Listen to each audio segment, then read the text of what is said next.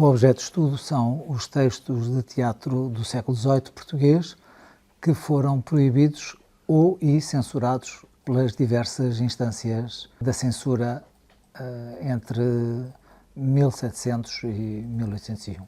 Primeiro é resgatar esse património que está ainda 99,9% inédito e encontra-se nos fundos dos arquivos e bibliotecas dispersos pelo país, nomeadamente e sobretudo no fundo da Real Mesa Censória do Arquivo Nacional da Torre do Tombo, aqui mesmo do outro lado da rua.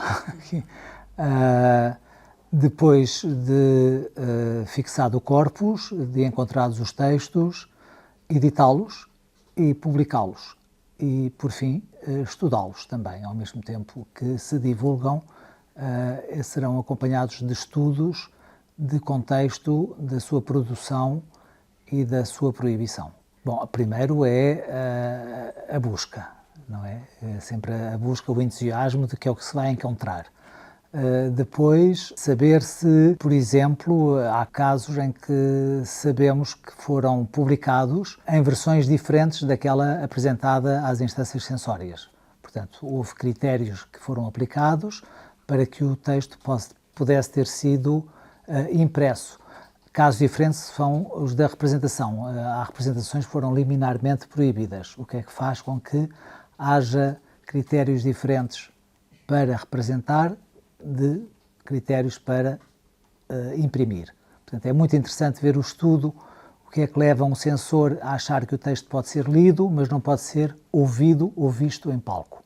Portanto, essa parte é muito interessante. Depois ver as motivações políticas que levam, para além das morais, que essas são praticamente evidentes, as políticas, as sociais, as pessoais, que possam estar por detrás de uma qualquer censura ou proibição. Portanto, essa é a parte entusiasmante, mas sobretudo a pesquisa, a procura, a investigação. E depois o trabalho em equipa, o trabalho coletivo de estarmos todos a trabalhar para o mesmo fim e ser transdisciplinar, ver o que é que cada disciplina pode trazer de novo para concretizar o projeto e um objetivo comum. Isso é muito entusiasmante. A equipa é uma equipa muito reduzida. A equipa formal, digamos assim, da que consta da apresentação do projeto junto da FCT, é uma equipa reduzida, constituída por membros do Centro de Estudos de Teatro, uma colega minha, Maria João Almeida, outras colegas que foram alunas e orientandas, Licínia Ferreira, que está na imprensa nacional da Universidade de Coimbra, a Marta Brites Rosa, que agora está a dirigir um projeto exploratório, a professora Marie-Noëlle Chichia, da Universidade de Montpellier, e decidimos, com experiência passada, apresentar este projeto. Já tínhamos trabalhado juntamente para o século XVII, para o século XVI, e percebemos que é necessário pessoas de história das mentalidades, história política,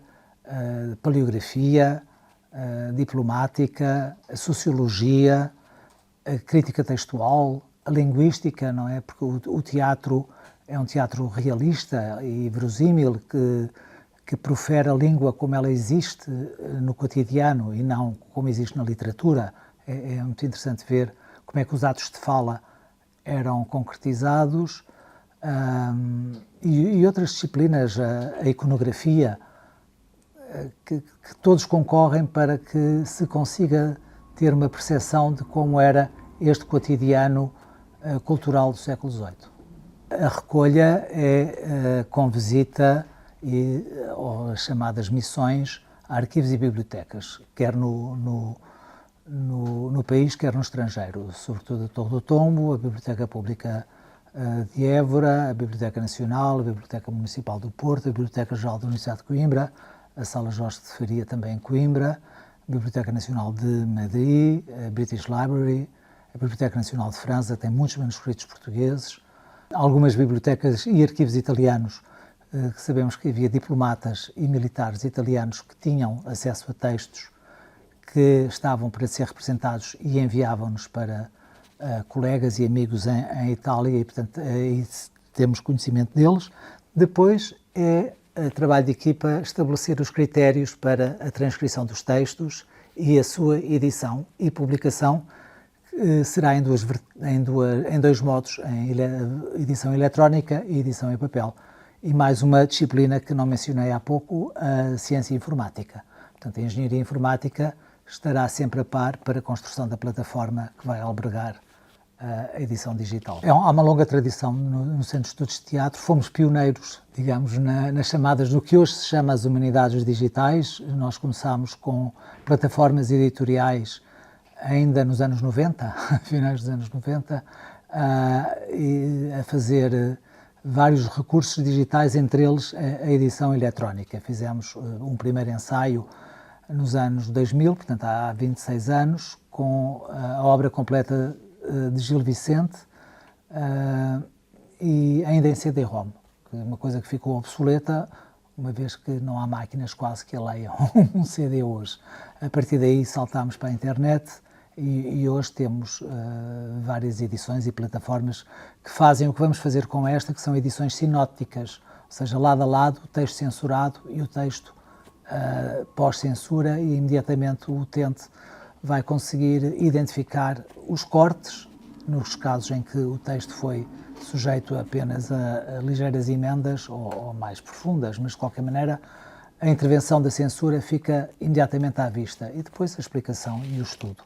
Mas há outros recursos à base de dados textuais, não são simples dados, são trabalho sobre literatura teatral e espetáculos, ou seja, tudo isso consta do vasto repertório digital e dos recursos que o Centro de Estudos de Teatro neste momento põe à disponibilização do público académico e do público em geral.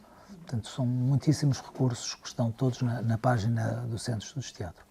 Organizamos simpósios, colóquios, workshops, inclusivamente, não só sobre a matéria, mas também sobre a divulgação da matéria, justamente sobre edição eletrónica, a partir de objetos encontrados. Encontramos uma peça de teatro que foi proibida e fazemos um workshop como poder mostrar, como poder editar, publicar esse texto, quer em versão papel, quer em versão eletrónica. Fizemos isso já para o século XVII, aqui com os nossos colegas do Centro de Estudos Comparatistas, e o resultado foi mesmo muito bom. E continuamos com essas parcerias.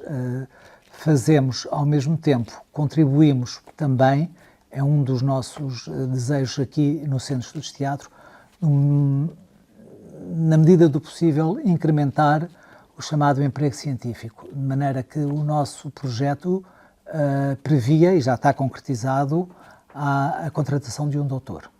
E em breve será aberta uma bolsa de estudo para para o resto do projeto. Penso que são 18 meses, o que vai dar alguma possibilidade de um estudante, dado que é obrigatório estar vinculado a um ciclo de estudos. Através de colóquios, das plataformas digitais, quer do site próprio que será construído para o projeto, quer da página do Centro de Estudos de Teatro, as newsletters da Faculdade de Letras, da própria newsletter do Centro e um colóquio internacional que terá lugar, penso que em janeiro de 2029, que é quando termina o projeto.